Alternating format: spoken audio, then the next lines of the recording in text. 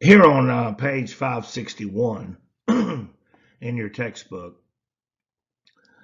we run into an interesting little problem here where we can use the properties of special right triangles.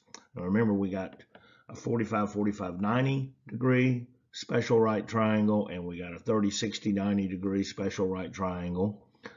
But let's read through this problem and see if we can figure out and use some deductive reasoning to help us solve this. It says the top of the aquarium coffee table shown. So there we see an aquarium coffee table. Well, that's pretty cool. Not sure where you feed the fish at from the way that looks, but anyway, another story. It is an isosceles right triangle. Okay, so it's an isosceles right triangle. Now that's going to mean that we've got one angle that's 90 degrees, right triangle, and if it's an isosceles right triangle, then the other two angles have to be 45 degrees. So we're going to be at least considering a 45, 45, 90 degree right triangle. Now the table's longest side is AC. Oh, that's a big clue right there. The table's longest side is AC. So here's AC down here, and it's the longest side.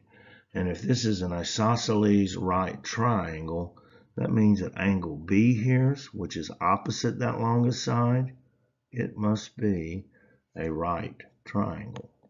So B's got to be the right triangle, and that means A and C are both 45 degree triangles. All right, so AC measures 107 centimeters. So from A over to C, that's 107 centimeters. What is the distance from the vertex B to the side of AC? And then what are the lengths of the other two sides? All right, so we know AC is 107. How are we going to solve this thing? Well, if we draw an angle bisector from the vertex of angle B down to AC, let's see if I can get something that looks fairly straight anyway. Well, that doesn't look too good. Try it again. That still looks crooked.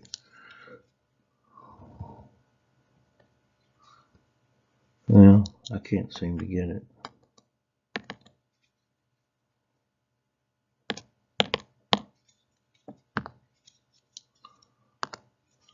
And one more try. That's probably about the best I can do. All right. Now, if that's an angle bisector and angle B there was 90 degrees, then that means that, and let's call this point M. How about that? We're going to call that M, where it intersects AC. So we're trying to find the distance from that vertex B down to the midpoint there. All right. That means that angle B, which was 90 degrees, then ABM here is going to be 45 degrees.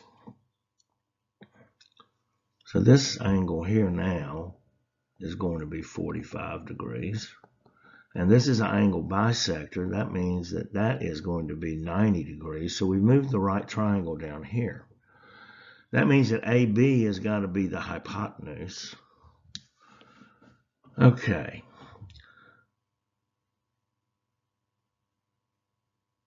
So in a 45, 45, 90 degree triangle, the legs, and this would be a leg, AM, that's S, well, L, excuse me, L, we're going to call this, that's L, and that's half of this 107.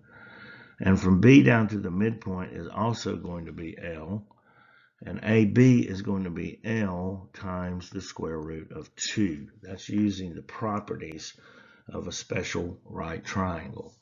All right, so AC is 105. We've drawn an angle bisector down from the vertex of B, and that means that AM is going to equal 107 centimeters divided by 2, because that angle bisector is the midpoint of AC. Let me grab a calculator here. I could probably do it in my head, but I don't feel like it. 107 divided by 2. And let's see, put this into a decimal. Is 53.5. Now, if AM is 53.5,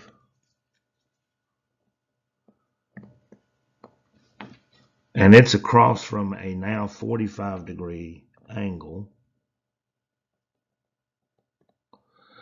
and angle A we already had determined was a 45-degree angle, that means that the length from the vertex down to the longest side has also got to be 53.5. So this distance from the vertex to the side of AC is 53.5.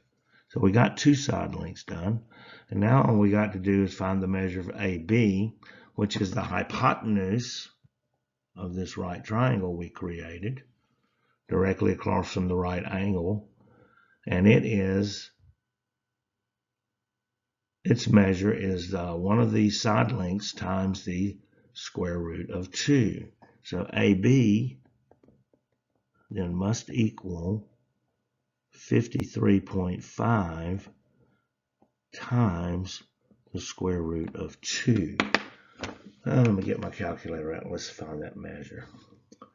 53.5 times the square root of 2. And we're going to round it to the nearest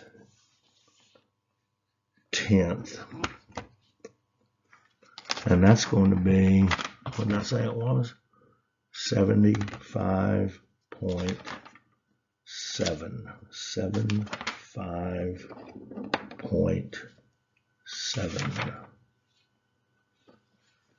So that's going to equal 75.7 centimeters.